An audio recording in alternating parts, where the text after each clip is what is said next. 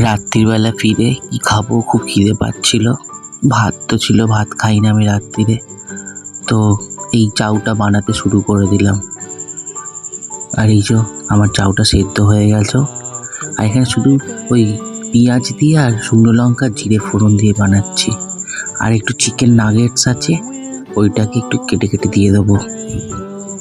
আগের দিন online order করেছিলাম, ভালো খেতে, কম দাম, ভালো খেতে। এই যে সেই চিকেন নাগেটসের প্যাকেটটা কটা পড়ে আছে, আমি এখান থেকে 3খানা দিয়ে দিলাম। খুবই ভালো খেতে, চাউয়ের সাথে বেশ ভালো লাগছিল। এইরমভাবে চাউ করলে খুব সুন্দর খেতে হয়। আমি তো বেশিরভাগ সময় এই শুকনো লঙ্কা জিরে ফোড়ন দিয়ে চাউটা করে খাই, বেশি কিছু দিই না। আলু থাকলে আলু দিয়ে, আর নিরামিষের দিন আমি ওই আলু আর এই শুকনো লঙ্কা জিরে ফোড়ন দিয়ে চাউটা বানাই। কি দারুণ খেতে হয়। অল্প তেলে করি এটা, আজকে একটু তেলটা হালকা বেশি হয়ে গেছে, কিন্তু আমি তেল খুব কম দিয়ে চাউটা করি, খুব ভালো লাগে। বেশি তেল হলে ভালো লাগে না। তো আমার এখানে এই যেগুলো ভাজা চলছে, একটু চাপা দিয়ে দিলাম, চাপা দিয়ে একটুখানি সেদ্ধ হয়ে যাবে। আর এখানে আমার চাউটা রেডি হয়ে গেল। দেখো কেমন হয়েছে, খুবই খুবই টেস্টি হয়েছিল। এই চিকেন নাগেটসটা আমি এখন খেয়ে নিচ্ছি। তোমরা রাতে কে কি ডিনার করলে কমেন্টে জানিও।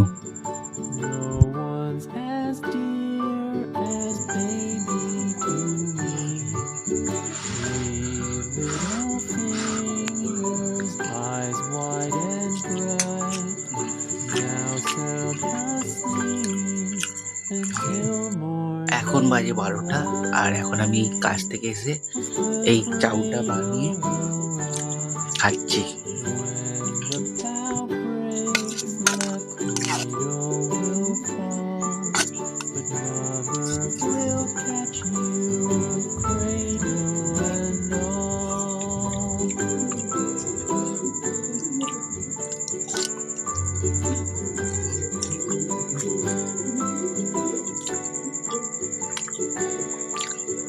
দারুণ হয়েছে।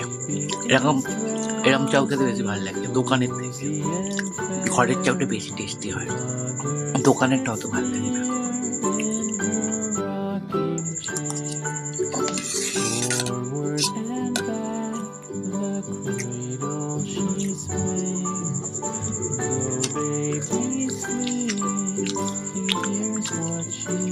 আমার খাওয়া শেষ।